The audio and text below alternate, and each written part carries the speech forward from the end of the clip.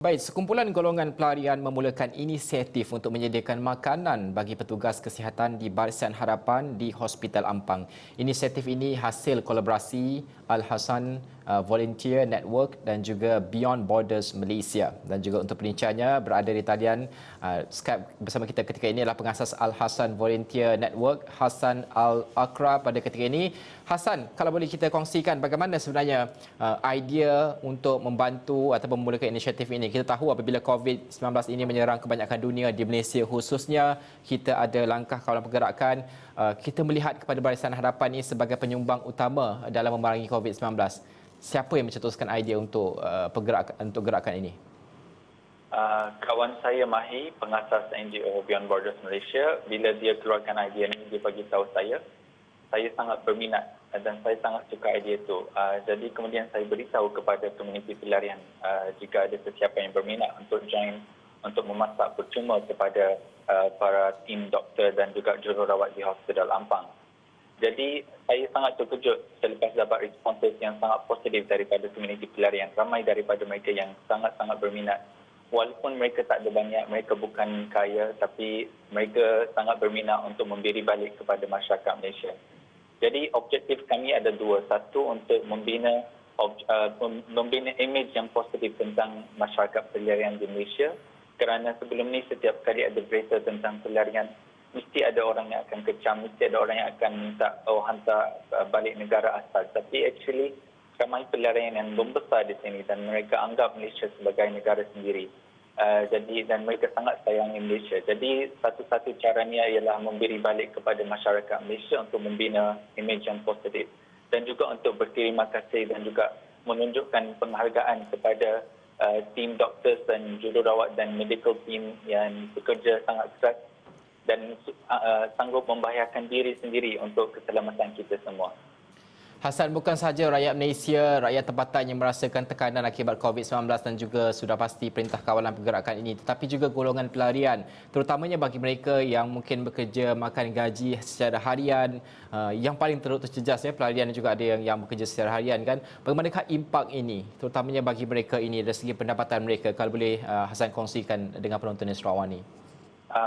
Pandemik coronavirus ini telah menyusahkan orang di seluruh dunia, bukannya di Malaysia saja. Jadi pelarian salah satu masyarakat yang memang betul-betul telah disusah selepas pandemik ini. Jadi ramai pelarian hidup dengan gaji seharian, ramai daripada mereka kerja di restoran, di factory, pembantu rumah dan cleaner.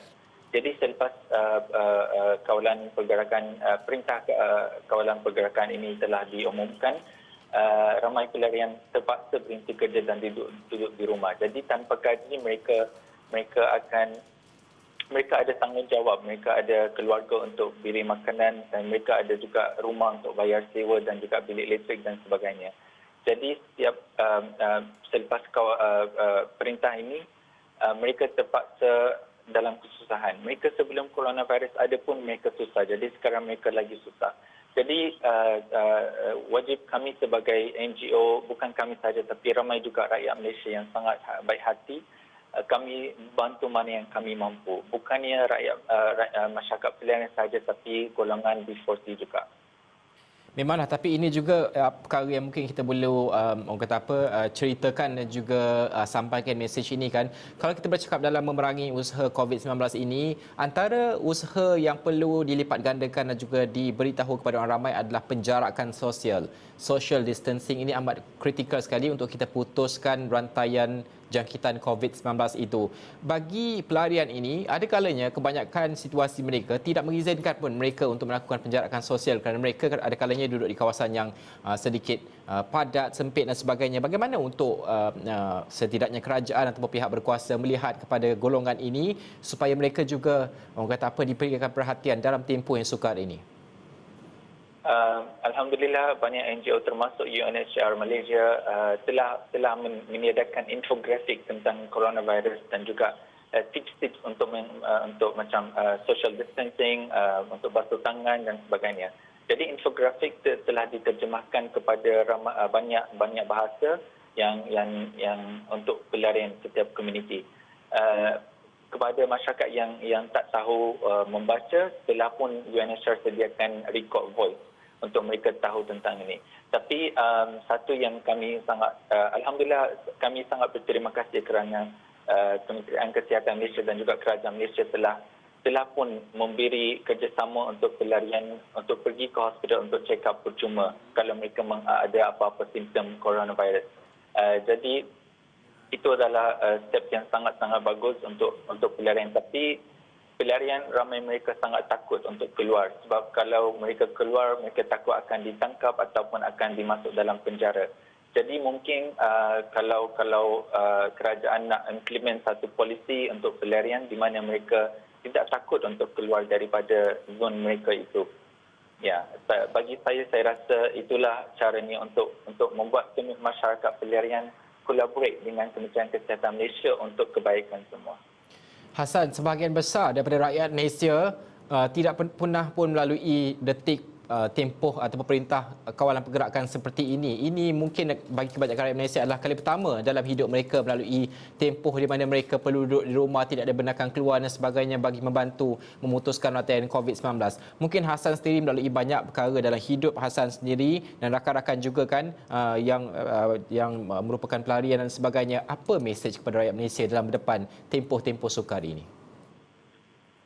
Mesej saya ialah kita semua mengalami pandemik ini. Bukannya rakyat Malaysia sahaja, bukannya masyarakat golongan yang miskin, tapi semua. Orang paling kaya di dunia pun akan disusah juga untuk semasa pandemik ini. Jadi mesej saya ialah kita kena bersama-sama membantu orang yang memerlukan. Dan juga saya harap masyarakat Malaysia boleh ada imej yang positif tentang kami. Bukannya kami semua jahat, bukannya kami semua di sini untuk curi kerjaan rakyat Malaysia dan sebagainya. Jadi ada juga ramai masyarakat pelarian yang ingin memberi balik kepada rakyat Malaysia dan juga ingin membantu.